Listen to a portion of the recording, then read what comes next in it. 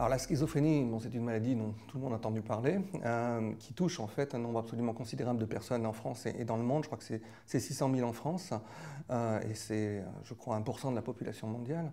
C'est surtout une maladie qui est bien sûr terrible pour les patients qui en souffrent, mais également pour leurs familles et pour la société, parce que le coût de cette maladie est absolument incroyable. Ça se compte vraiment en milliards d'euros pour la France. Et si on rajoute toutes les autres maladies psychiatriques, on arrive, je crois, à 107 milliards d'euros par an pour l'ensemble des maladies psychiatriques en France. Donc c'est vraiment un fléau absolument considérable à tous les niveaux, pour l'individu, pour sa famille, pour la société, voilà. Donc c'est vraiment une maladie terrible. Alors bien sûr, les médecins ont beaucoup travaillé depuis de nombreuses années pour essayer de trouver des traitements. On appelle ça des antipsychotiques, première, deuxième, troisième génération. Et la bonne nouvelle, c'est que ces traitements marchent. La mauvaise nouvelle, c'est que certains traitements marchent chez certaines personnes et pas chez d'autres, et réciproquement. Et donc, un des grands enjeux, il y a plusieurs enjeux bien sûr pour la médecine aujourd'hui, c'est bien sûr de trouver de nouveaux traitements, mais aussi, avec les traitements qu'on a, trouver le plus rapidement possible le traitement le mieux adapté à un patient donné. Voilà. C'est ce qu'on appelle en fait la médecine personnalisée ou la médecine de stratification.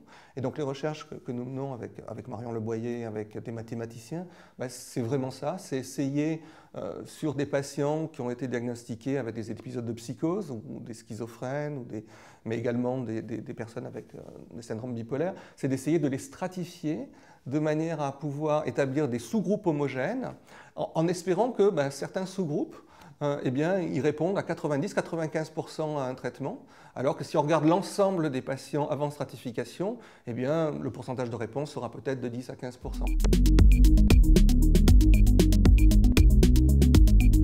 Une des évolutions de la biologie aujourd'hui et de la médecine, c'est qu'en fait, les médecins, les chercheurs, ils accumulent des informations, de plus en plus d'informations, de plus en plus précises, en quantité et heureusement en qualité.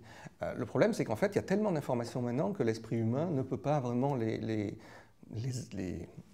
interpréter, voilà, et qu'on a besoin en fait des mathématiciens pour faire du sens avec ces résultats. Alors ces techniques s'appellent des techniques de machine learning en anglais ou de classification statistique en français, mais l'idée est toujours la même, elle est à partir de données de pouvoir faire des sous-groupes. Alors en fait, on est tous, disons, soumis ou nos informations, plus exactement, sont déjà traitées de cette manière-là par ce qu'on appelle les GAFA, Google, Amazon et compagnie. À part que là, ce n'est pas pour vendre une machine à laver ou un voyage, c'est pour trouver des meilleurs traitements.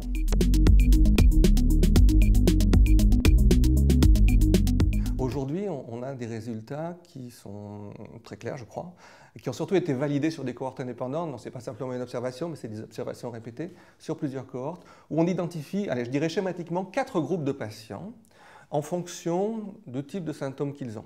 Ce qui est encore plus intéressant, je dirais, c'est qu'une fois qu'on a identifié ces 4 sous-groupes, on peut identifier au sein de chaque sous-groupe des marqueurs biologiques, simplement sur la base d'une simple prise de sang, qui vont faire que certains vont répondre ou d'autres non répondre malheureusement aux médicaments qu'on appelle de première ligne, c'est-à-dire les premiers antipsychotiques que va donner le médecin quand il va voir son patient. Donc aujourd'hui, ce qu'on aimerait en fait démontrer dans une situation clinique, pas dans une situation de recherche, c'est que l'on puisse très rapidement mettre en place en fait une sorte d'arbre décisionnel ou de système permettant d'aider le clinicien dans sa prise de décision, qu'il puisse, en fonction de ça et grâce à son petit ordinateur, dire bon ben voilà monsieur, c'est plutôt ce médicament-là que je vais vous prescrire parce que vous avez 90% de chances d'y répondre, alors que si je vous donne celui-là, qui marche très bien chez d'autres patients, dans votre cas, il y a peu de chances que vous y répondiez.